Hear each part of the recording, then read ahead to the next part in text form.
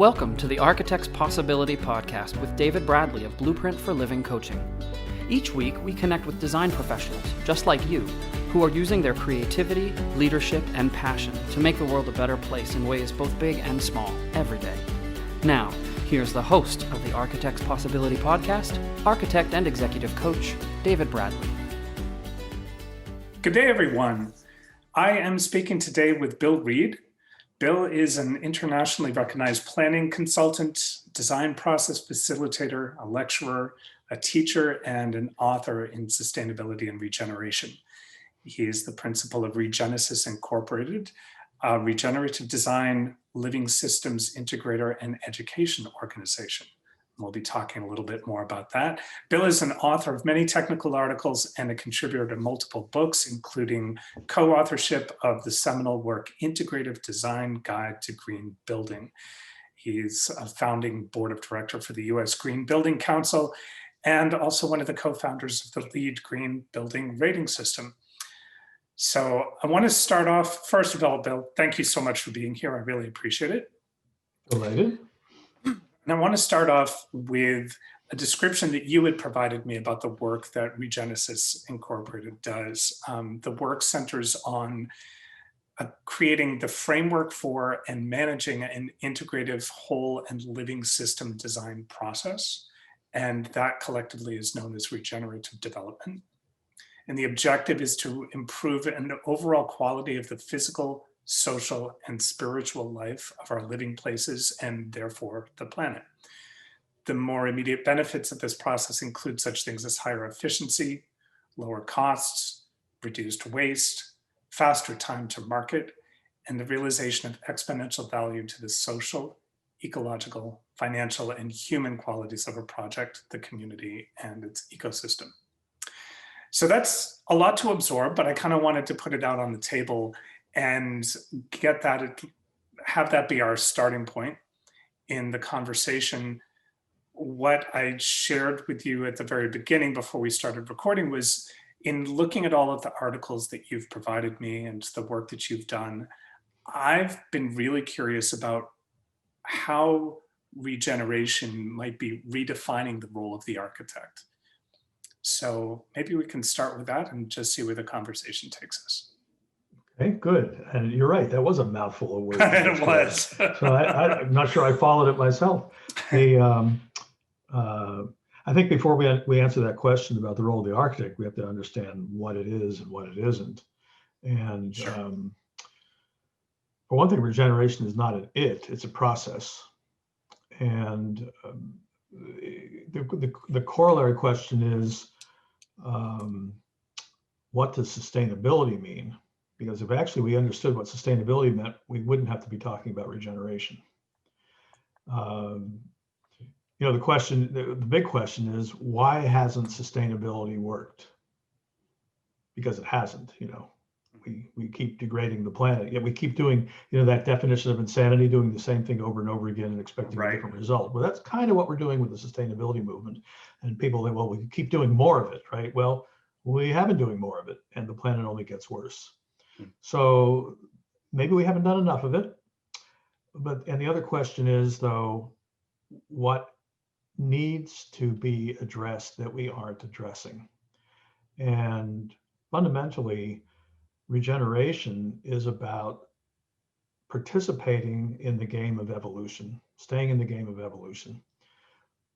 With sustainability, what we're talking about is sustaining life, not sustaining buildings. And so when we work on a building as an architect, if we are seriously interested in sustainability, it means we have to actually consciously engage with how life works, not how we think it works, but how it actually really functions and our role in it. So the answer to the question about what does it mean how does it affect the role of architect is, first of all, we have to understand what the human role needs to be on the planet in order to create a sustainable condition. So to sum up all that, which I don't know if it's summable, is that sustainability is impossible without being in a regenerative relationship with life. That's the fundamental premise here. And so regeneration means that when we call this regenerative development, because first we have to actually develop our capacity to understand how life works in order to then design. That's why we talk about regenerative development and design. So understanding how life works in every place we build is the key here, and that should inform our design. So there's so much to back. Let me try one other little framing here, is that every place on the planet is alive. New Orleans is different than Houston, is different than New York, is different than Boston. That's fair, right? Sure. We know it's different. Every place is alive. It's a self-organizing living organism. Yet, you know, the standard line that developers say, give me a piece of dirt. I got to build a building, piece of dirt. Well, therein lies the problem. We've negated life in the places we've built. It's a billiard table that we throw buildings up on. And so that lack of understanding of the living organism that we're building on is the first major mistake that we make as architects. Now flip that, if architects understood that, help their clients understand that, help their community around them understand that, we would have a whole different dynamic with the places we build. We would have a heck of a lot more work, and we'd be doing buildings that are inherently responsible. And so when we work on regenerative development and design in projects, the building itself is the least important thing. Which is not going to sound necessarily interesting to architects, but it is understanding the living context that we are building in that allows us to then inform the building. So I'm not saying the building's not important. It's just we start in the wrong place. We don't start with a building. We start with life, how life works in that particular place, and then the building emerges from that. I'll stop jabbering. No, that's great.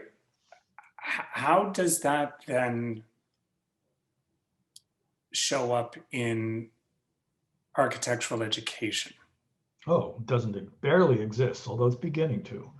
But even then, and this is another issue, is that regeneration is pretty much defined as a synonym as for restoration.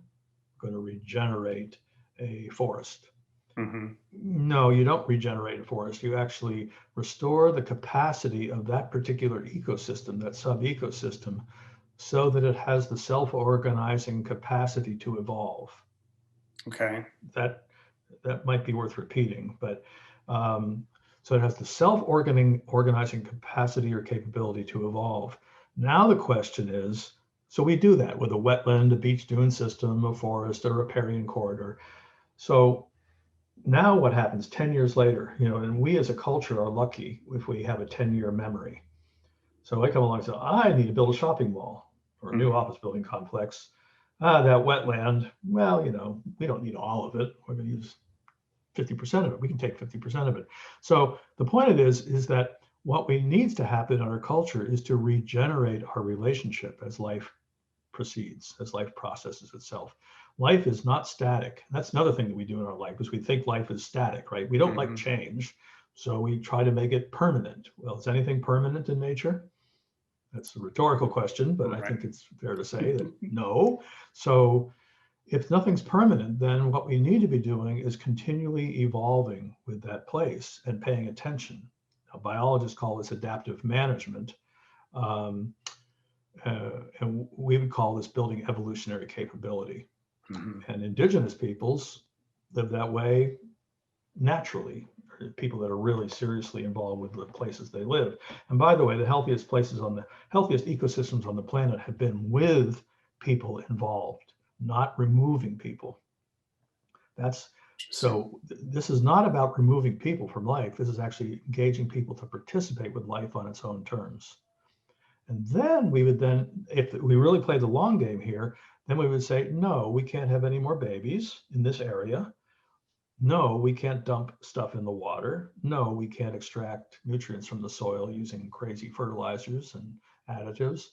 So we would be observing, and the feedback would actually take place. Now, let me actually say one more thing.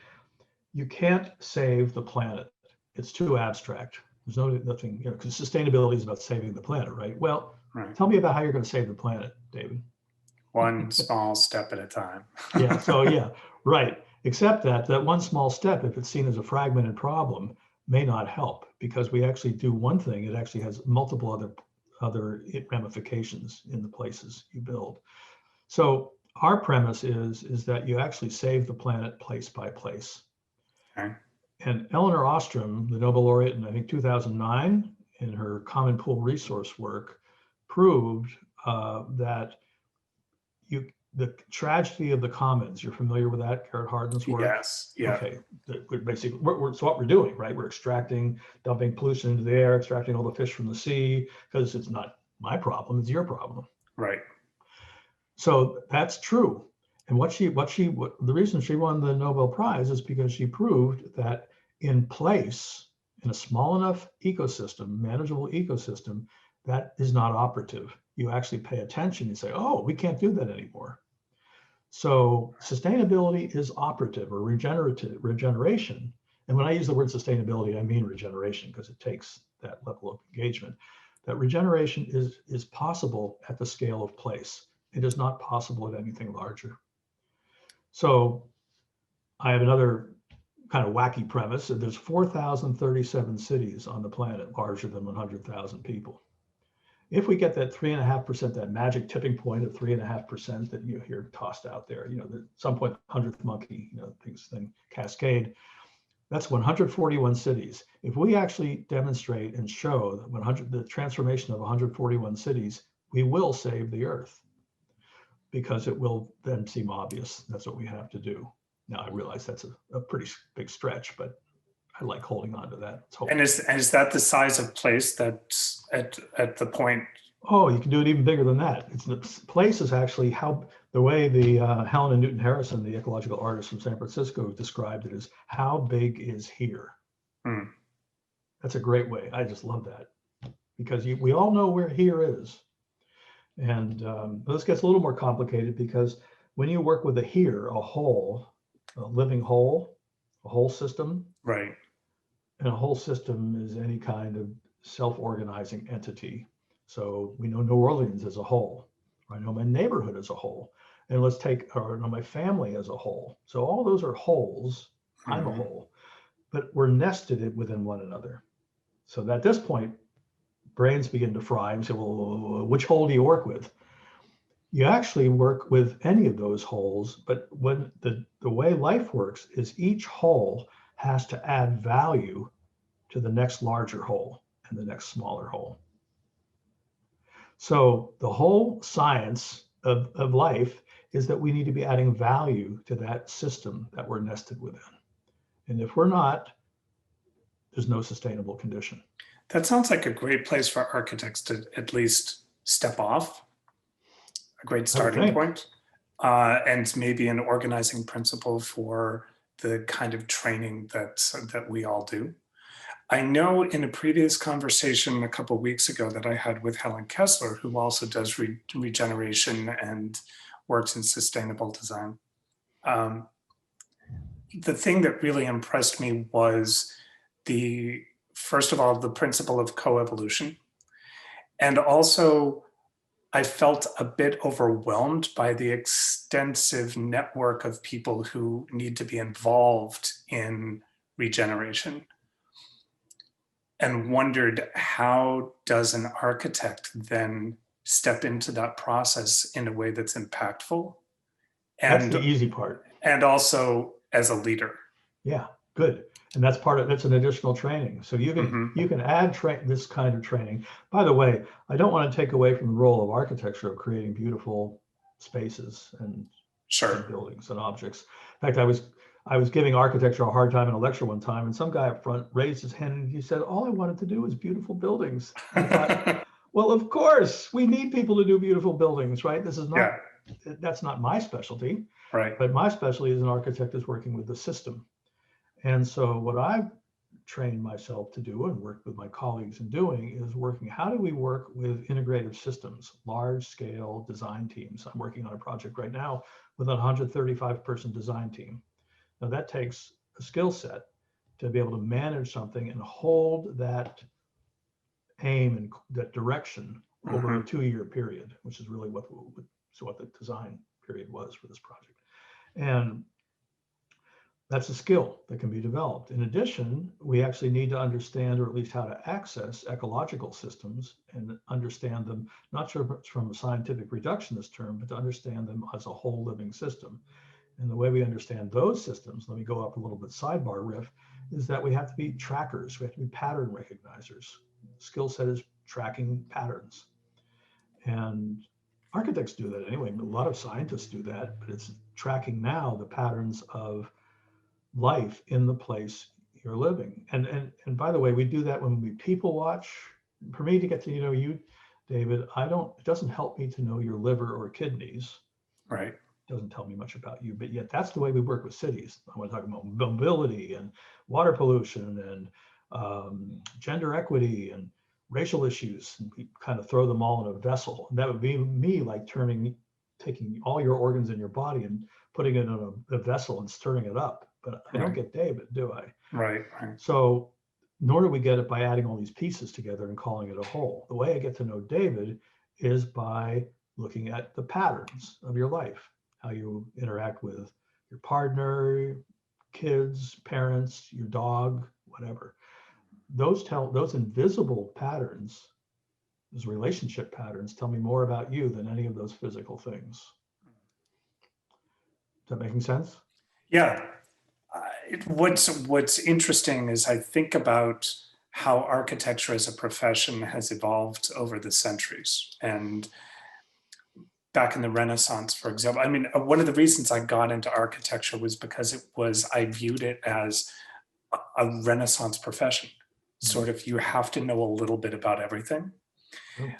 And I've also seen over the years how architects have gradually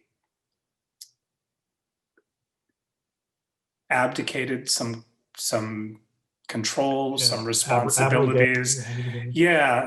Abrogated. They've given up an awful lot of what made the profession both powerful and impactful. And I was just on Twitter the other day. I'm never on Twitter, rarely, and I happened to see somebody's post that said, maybe I should start an architecture design firm. And the responses were absolutely discouraging, because the vast majority of them, there were a few that said, hey, good on you, good luck, thumbs up.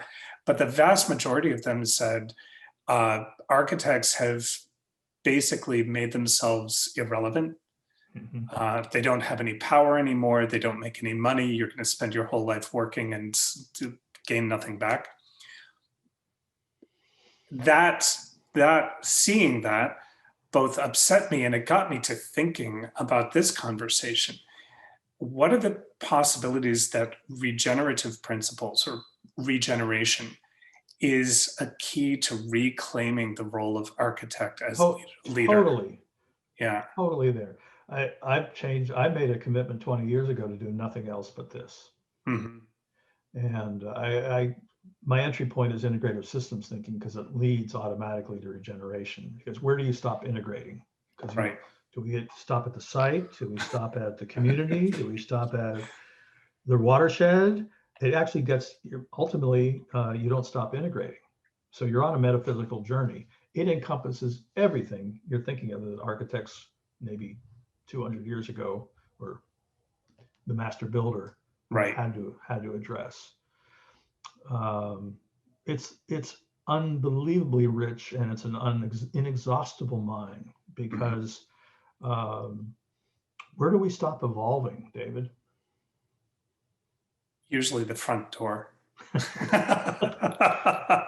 Well, I know you took the point. Yeah, when I think about the numerous ways that architects could step in, and it also feels, to a certain degree, one of the things I find very daunting is it also feels like a rabbit hole you could go down and get completely overwhelmed and lost in. So the kind of training, curious about the shift that we have to make in getting architects to not only, there's so much that we already have to understand about buildings and how they function. it seems like now the requirement is, and you have to be able to orchestrate all of these other conversations, bring in all of these other partners. It seems like a really daunting task. So Yeah, I'm I think, curious, how do you manage it in your own practice? well, for one thing, I don't do buildings anymore. I'd be dangerous if I did. Okay, So I partner with architects, either architects hire me or I am hired by developers to bring in a design team. So I okay, see myself as an orchestrator more than got I it. am. So I'm an architect of relationships Hmm. for a larger purpose, right? I'm the guy that's holding that larger system that most architects aren't trained to think about.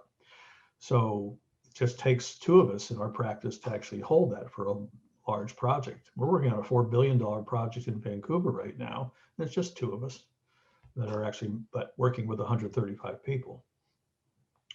And so that knowledge has to be held. But how do we actually hold the larger vision and hold the intention of healing ecosystems and human relationships? Because that's what it comes down to. So we're working with very standard, common, well, we'll call it that common, but basically organizational psychiatry, organizational development, self-actualization techniques or technologies, as well as, more importantly, so self-actualization, group actualization in service of the system, the Hmm. ecological system that is the foundation for our health or foundation for sustainability.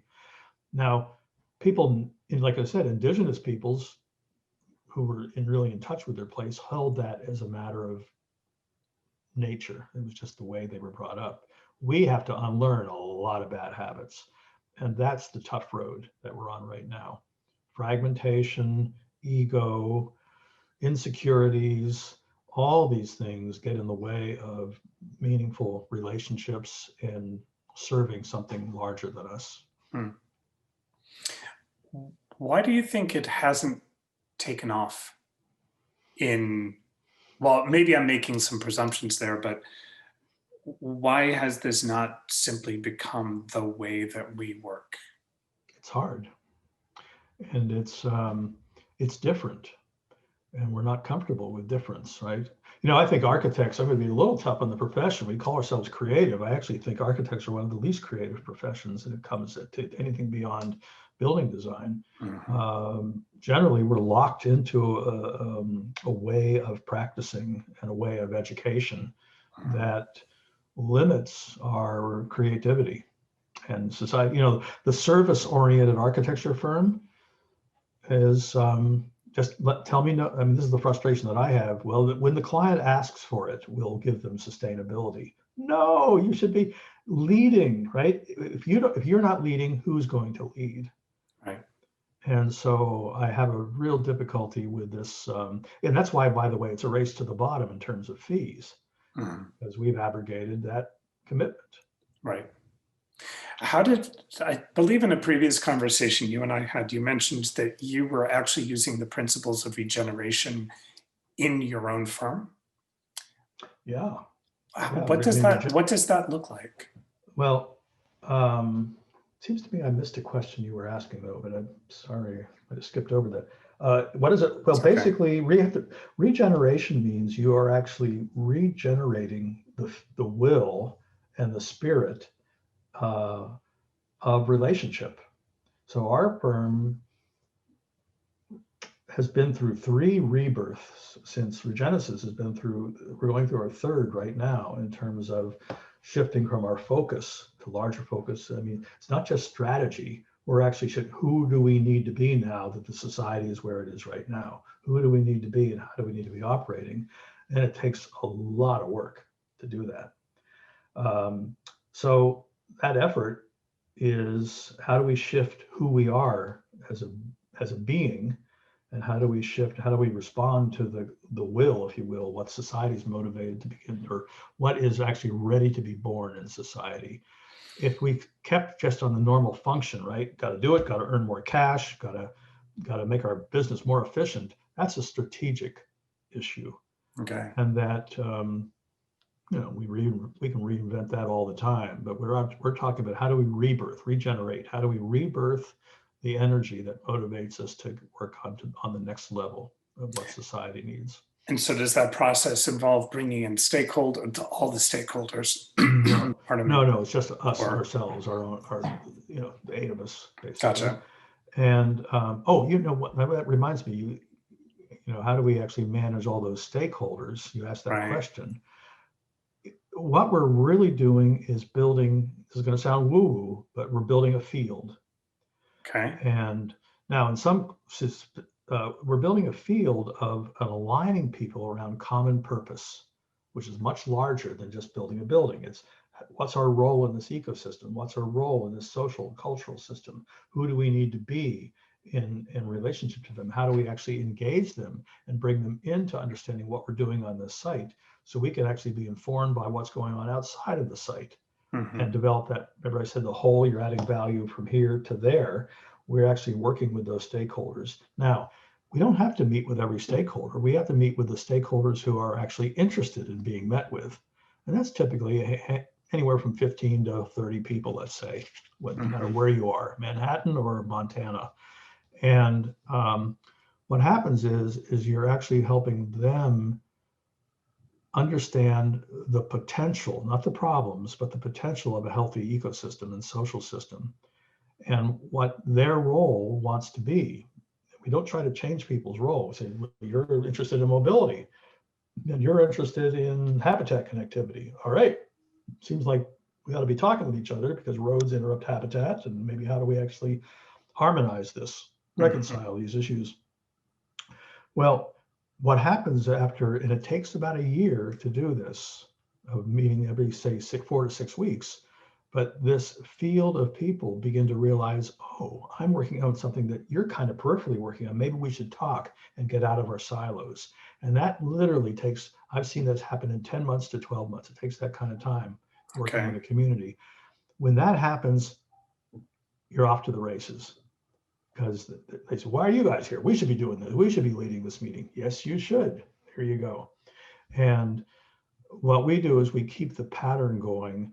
That field gets to, it's like walking by a house with a party going on. If you're a party person, you say, oh, I'd like to go to that party. That's a field of what? Good energy. Conversely, I'm sure this has happened to you. If you've walked into a conference room where there's been an intense argument, right, you open the door and what do you feel? You can feel that energy. You feel that as the tension. I want to go to the dentist, right? Right. So that energy is actually the fastest way to achieve change. And ultimately, regeneration is the fastest way to actually achieve massive change on our planet.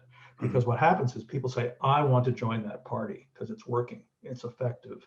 And people who were resistive initially to work on another meeting, they say, I want to come play. We had an executive director of a chamber of commerce in the city down in South America who did not want to talk to a couple of gringos from the States. He said, yeah, we know how it works, buddy. We don't need to talk to you. 10 months later, he calls up our client and he says, Ricardo, I don't know what you guys are doing, but count us in. This is the first time the city's been able to dream in 30 years. And they donated $4 million to the restore an estuary that had nothing to do with the development we were talking about, because what we were working on is not the development, but the health of the whole city.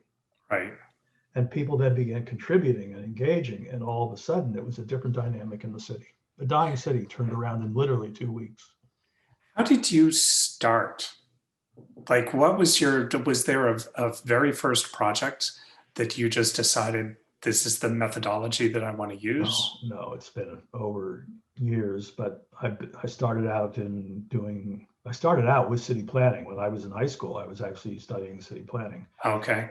And the sociological implications of urban and regional planning was a thesis project I did in high school. I had an interesting high school. And but anyway, went to architecture school, went to planning school. Planning school meant nothing to me. So then I just went into the energy efficiency business and one of the early passive solar architects in the 70s. But then the U.S. Green Building Council was forming, and I joined that because it seemed more whole than just working on energy. And then we realized in order to do LEED, we had to integrate all these. It wasn't just individual points, even though that you could get individual points. It was a whole system. So how do you integrate? And that made me study integrative systems thinking in a very deep way. I wrote a book about it, formed a Nancy committee. And the question was, at the end of that book, where do you stop integrating? And that's when not when I realized, but as I was working on that, I met the folks from Regenesis. They had just formed, and they said, well, you're talking about integration. Here's what we're talking about with integration. I realized, oh my goodness, yes, that's what I'm talking about. Right. So they had already figured out the need to integrate permaculture with corporate, what's the word? Anyway, organizational development with people. So it's people coming together as a whole system and the ecosystem coming together as a whole system. And they said, well, we need to make that a whole system. And that made so much sense to me. And we've been figuring it out ever since. So it doesn't mean we haven't figured it out. It's working, but there's a long way to go. I can imagine it's a fascinating dynamic because it changes with every single project. It does. Completely. You learn something. Well, I mean, that's the same for any architecture project, right? Well, sure. Yeah, maybe not if you're doing elevator lobbies forever, but you know what I mean. Where would somebody go if they wanted to expand their knowledge of regeneration? Yeah. And I want to, did I really finish that definition? It does not mean to restore. It means to continually regenerate one's relationship, right? So you're building the capability of a community to engage in its ecosystem for the long term, meaning forever, really. Right. That's what it takes. So to do that is a practice. And what we open up, what building projects allow us to do is to open up that avenue for practice. This is what's cool for architects. Not only would you end up doing a building, but you'd end up doing deep programming, right? From the beginning, discovery of what this place is about. And then you carry it forward with the community. We work 3 to 5 years with our clients. Okay. So we have a lot longer staying power in terms of than compared to a typical building project. Now, some of our building projects are quite large. They last 10 to 15 years. But nonetheless, we prefer, I'll go down this rabbit hole for one more second. We prefer to work with master developers who have multiple sites because that allows us, or large projects, because it allows us a long-term staying power and community to keep this going. Now that said, where you go for this is we have a book out on the subject, Regenerative Development and Design, came from our firm. The book that preceded that is a book that I wrote with the 7 group called Integrative Design for Green Buildings. And then Regenesis we now have an institute, which is an educational group and offering courses. And the entry course, which is quite deep, is called the Regenerative Practitioner. And you can access that through the website, regenesisgroup.com. So there is another Regenesis out there. They do not what we do. So it's regenesisgroup.com. Okay. And more and more people are jumping on the bandwagon, but make sure they are talking about more than just restoration. It's regenerating. Our tagline is, we partner people with their places to regenerate, to heal ecosystems and the human spirit. Brilliant. For our listeners, I'll put links to all of this stuff, Bill's firm, the coursework and the books and everything in the show notes. And Bill, I want to thank you so much. This has really been a regenerative conversation for me. So I was talking a mile a minute. I hope it's translatable. No, it's just wonderful. I love having this conversation. I think it's really valuable for the profession and for people all over the world. So very excited. I really appreciate you taking the time. And thank you so much for being here. I'm delighted, David. Thank you.